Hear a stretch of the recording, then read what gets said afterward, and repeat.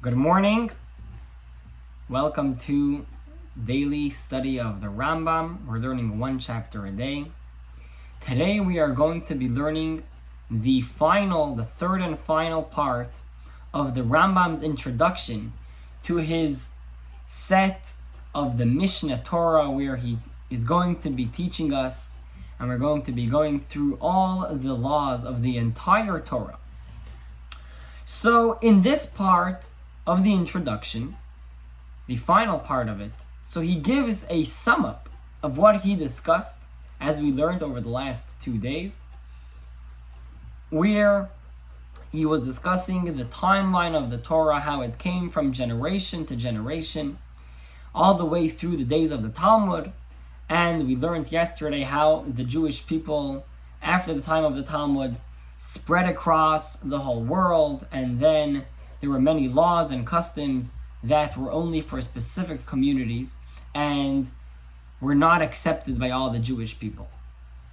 So the laws that were instituted by the rabbis up until the time of the Talmud, when all the Jewish people were still in one place, and when they made a certain custom or a certain decree or ordinance, it was accepted by everyone across the board, and wherever they lived, because they were all living in one central area. But after that, it was not in such a form. So therefore, if they made a certain decree in a certain country, let's say in France, so then it would not be applicable everywhere, because it wasn't accepted across all the various places where the Jewish people were living. They were simply not in touch with one another, and things that were applicable in one place were not applicable in another place. So over here, the Rambam tells us, but we must realize that anything that was instituted up until the end of the time of the Talmud was definitely accepted by all Jewish people, and therefore is part of Jewish law, just as any part of the Torah which was given to Moses on Mount Sinai. So we have the oral law explaining the basic of the mitzvot, and then we also have the various ordinances and decrees and customs that were instituted by the rabbis throughout the generations, and that is also a very important part of the Torah. So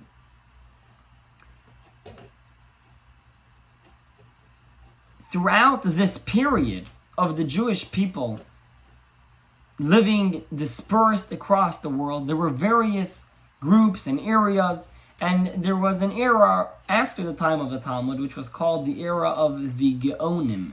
The Geonim literally means the geniuses. They were great, very great scholars and teachers, and they were continuing to explain the Torah. And the truth is that the Talmud, if you ever studied some Talmud, it is written in Aramaic. It's not written in Hebrew. Aramaic was the language which was very, at that point when they were living in Babylonia, that was the primary language at that time, and they wrote it in the language which was the primary language. But after that, after the Jewish people moved away from that area, and they moved to Europe or Africa, etc., so then the language of Aramaic was not a spoken language. And ultimately, it was something which was hard to understand for your average layman to go and understand a passage in the Talmud. So therefore, there were many questions, and it was hard to understand for your average person, and they had to learn how to learn the Talmud. I remember when I was a young boy, I was in school, and my teacher started teaching us the Talmud. We were learning literally how to translate the words, because even though we had learned many words from the Chumash, from the 5 books of Moses, we had learned many words in Hebrew, but when you come to learn the Talmud, it's a whole new language. It's Aramaic, and it works in a totally different setup. So there were many questions and misunderstandings, but it was something people were trying to understand the Talmud, but it was very hard. So therefore, there were many works, many people that had made various commentaries and explanations on the Talmud. There was lots of responsa that was taking place. People sending letters with questions and replies being sent all across the world, really. And many of these letters of responsa were published by their authors, by these great rabbis who these questions were addressed to. They would keep a draft of their answers on the various questions that they were dealing with, and eventually they were printed as a book of their letters, where they discussed many Torah and halachic issues. So you had many books in that form, many commentaries on the Talmud in general. We have one of the greatest commentaries is Rashi, Rabbi Shlomo Yitzchaki, who lived in France in the 11th century, 12th century. And he was actually in a similar time period as the Rambam himself, just they were living in a totally different area. The Rambam was living in North Africa, and Rashi was living in France and Germany. So they were in quite a far apart from one another. But Rashi was one of the major commentaries on the Torah and as well on the Talmud. And but there were many various commentaries. Some had just a little bit of commentary on certain chapters or tractates of the Talmud. Some had more. So there were many different people that were trying to explain the Torah over the course of the generations. And the idea behind all of this work, which they were explaining and they were working on, was all in order to explain the law, what a person is supposed to do. Because if you study the Talmud, you study the Mishnah, and you're reading all this commentary, and there are thousands upon thousands of pages to be read, but I just want to know the practical. What am I supposed to do? So that's where the Rambam comes in. And he says that this is why I am here.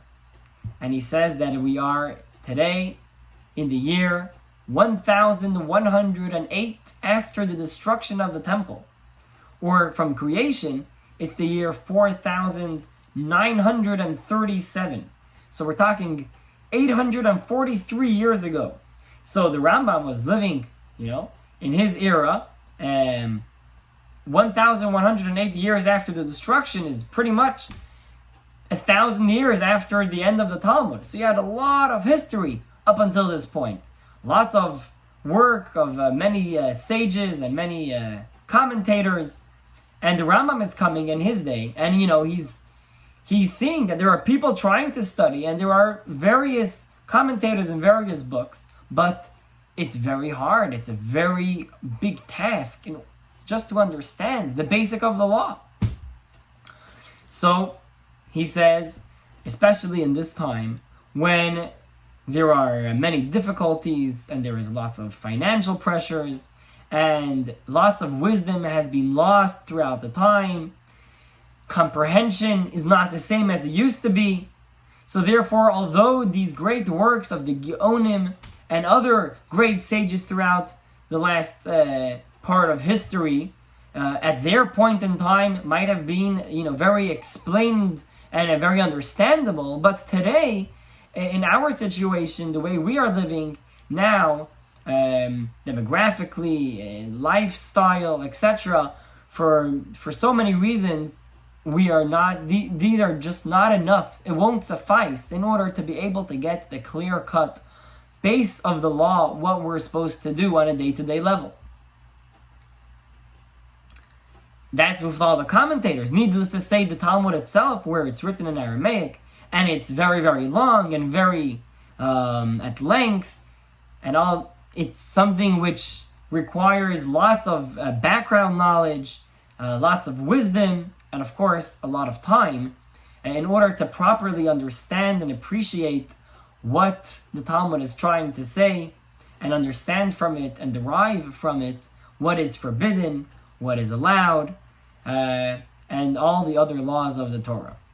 So, therefore, comes along the Rambam and says about himself And he says, so therefore, I have come along, and relying on God, blessed be He, I have contemplated all of these texts, and I have come to try to compose a work which will include all of these above mentioned commentators and these many texts explaining the Torah, in order to understand and in order to come to a conclusion of what is allowed, what is permitted, what is forbidden, what is pure, what is impure, etc. What are the laws that a person has to know on a day-to-day basis, but also all the other laws of the Torah, not necessarily those which are actually applicable today, but they are part of the Torah and we must understand them and we must know them.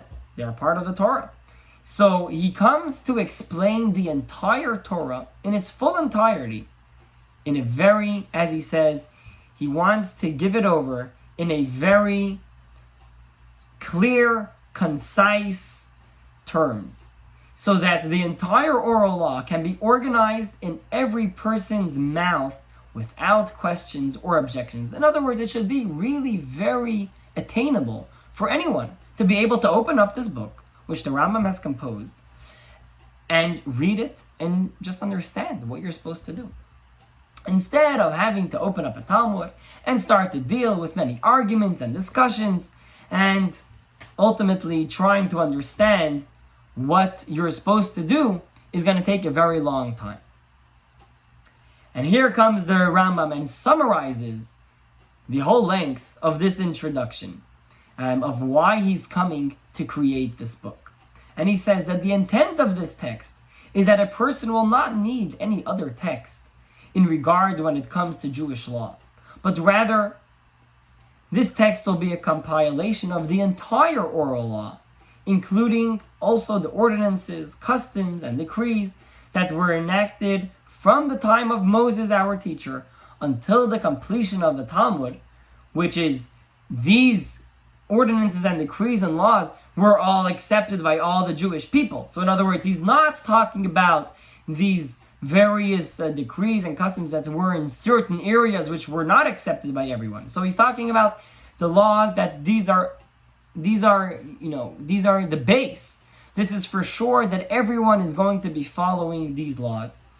And therefore he decides that he's going to call this book, or this set of books, 14 volumes as it turned out to be, it's going to be called the set of Mishna Torah, which literally means like the second to the Torah, or the repeat of the Torah, with the intent that when a person will study the written law, he will study the Torah, the 5 books of Moses, he will then be able to come right away to be able to study this text without having to read anything in between. In other words, read the 5 books of Moses, understand the base of the written law, and then you can straight away come to the Rambam's set of books of Mishna Torah, where he comes to explain all the laws very clearly, very concisely, without any arguments and lots of background information needed, but it's very clear and to the point. And he says that in order to make it as accessible and as easy as possible for reference and for study, so therefore he splits up the entire set of the Rambam, of his book of Mishna Torah. He sets it up into various volumes, and every volume will be talking about a certain topic, a certain general topic. And then within it, there's going to be many laws split up according to their specific topics. And within the general law, there's going to be chapters, and within the chapters, there are going to be paragraphs, which are going to be making it as simple as possible to be able to understand what he's trying to say. And he explains that there are some laws which could be, you can have one mitzvah, which is talking about, which is very long, and it might just be only one mitzvah, but at the end, but when he's trying to explain this mitzvah, there are many details in it, so therefore it will take a whole section for itself. But there are other mitzvahs which you can have 10 or 20 mitzvahs, which are talking about a certain idea, and these will all be included in one set of laws. So he's trying to give us an understanding of how he's going to split up the laws, and he says that there are, within Jewish law today, practically, there are 613 mitzvot. 613 mitzvot, which are mitzvahs that were given to us in a form to be done for always. In other words, for all generations. Meaning, there are certain mitzvot which were given as a one-time mitzvah, as a one-time commandment. For instance, if there was a certain war, let's say, which the Jewish people had, and then there was the booty and the spoil that they got after the war, so then there was a mitzvah of exactly how to split up that booty. But, so that's not going to be a mitzvah which is going to be part of these 613, because it's not a mitzvah which has a continuation and further time. In contrast to these 613 mitzvot, which they were given. So even if it's a mitzvah which is only in the time of the temple, but the moment there is a temple, this mitzvah is going to be applicable. So we're talking about mitzvot which are essentially applicable at all times under certain circumstances. But, so he says there are 248 positive commandments which we are commanded to do, a certain action. And then there are 365 commandments which we are not prohibitions, things that we are forbidden of doing them. So he says there are 248 which are corresponding to the 248 limbs of a person's body, and there are 365 negative commandments which they are corresponding to the 365 days of the solar year. So with this, the Rambam actually concludes the introduction to his book of Mishna Torah of the Rambam. And he will begin by, and as we will learn tomorrow, he will begin by listing all the mitzvahs. So the 248 positive commandments, 365 negative commandments, and only then will he actually get into the actual laws themselves. So we still have a few days of intro, so to speak, where he is counting the mitzvahs and showing us exactly how this book is going to be split up. Just wanted to comment before we finish off that it's very interesting where the Rambam over here in his introduction, in today's part of the introduction, he says, so therefore I, and he quotes his name, Rabbi Moshe, the son of Maimon, and he says, and he quotes also where he is from. He says, from Spain, the Sephardi. Sepharad in Hebrew means Spain. So he says that I, Rabbi Moshe ben Maimon, the Sephardi from Spain, I have come to do this work, and I have come to create the book of Mishna Torah. And there's an interesting note, just to notice over here, that he says, and it's, not always and usually when people, they had in Torah works and commentators of all across the board, they don't usually mention the place where they are from. And the fact that the Rambam mentions the fact that he is from Spain, we can say is actually here very importantly to highlight that because there are obviously certain nuances which might be a little bit different according to Sephardic tradition and Ashkenazic tradition in how to understand the law, because there are various ways to understand the law, and the traditions in Sephardic versus Ashkenazic might be slightly different. So therefore, he mentions the fact that he is a Sephardi. So if someone is Ashkenazi, he should know that every once in a while there might be another law which is not exactly the way it is followed in the Ashkenazic way. That the way the law is put down and is followed. So although we are learning from the Rambam and he is telling us all the laws, it is important to note that